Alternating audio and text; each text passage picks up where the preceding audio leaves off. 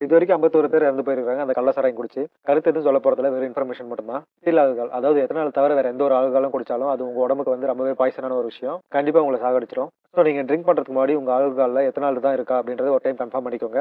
ஒருவேளை அந்த கள்ளக்குறிச்சி நடந்த விஷயத்த நினைச்சு நீங்க குற்ற உணர்ச்சியா ஃபீல் பண்ணீங்கன்னா, உங்களுக்காக ஒரு விஷயம் சொல்றேன். டால்ஃபின் தெரியும் இல்லையா? அது பஃபர் ஃபிஷ்ன்ற ஒரு ஃபிஷ்ஷ வந்து சும்மா மென்னு துப்பிட்டு போகுமாம். எதுக்கு அப்படின்னா, அத மெல்றப்போ அந்த பஃபர் ஃபிஷ் வந்து ஒரு டாக்ஸின வெளியிடும். அந்த டாக்ஸின் வந்து டால்ஃபினுக்கு வந்து ரொம்பவே ஒரு போதைய குடுக்கும். ஸோ போதைய தேடி மனுஷன் மட்டும் போறதில்ல. நெறைய மிருகமும் போகுது. ஆனா போதைய சாப்பிட்டா மிருகம் குழந்தையா மாறிருது. ஆனா மனுஷன் வந்து மிருகமா மாறிடுறான். கருத்து. ஸோ இப்ப நான் சொன்ன எக்ஸாம்பிள்னால நீ குடிக்க ஆதரவா பேசுறியா அப்படின்னு கேட்டீங்கன்னா, ஒருத்தர் குடிங்க, குடிக்காதீங்க அப்படின்னு சொல்றதுக்கு யாருக்கும் உரிமை கிடையாது. அது ஒருத்தரோட தனிப்பட்ட விருப்பமான ஒரு விஷயம் தான். ஆனா நான் ஒண்ணே ஒண்ணு சொல்றேன். இந்த பைக்க வேகமா ஓட்டுறதுக்கு முன்னாடி உங்க ஸ்பீடோமீட்டர்ல ஒரு டயலாக் வச்சிருப்பீங்க பார்த்தீங்களா? மாம், டாட், சன், ஹஸ்பண்ட் யாரோ ஒருத்தர் is waiting for you at home அப்படின்னு சொல்லிட்டு. அதே மாதிரி நீங்க ஒரு விஷயத்துக்கு அதாவது குடிக்கிறதுக்கோ இல்ல வேற ஏதாவது போதைப் பொருளுக்கு அடிக்ட் ஆகுறதுக்கு முன்னாடி இதே வசனத்தை ஞாபகம் வச்சுக்கோங்க. அப்புறம் இறந்தவங்களுக்கு எங்களோட வரி பணத்துல இருந்து நஷ்டஈடு குடுக்குறாங்க.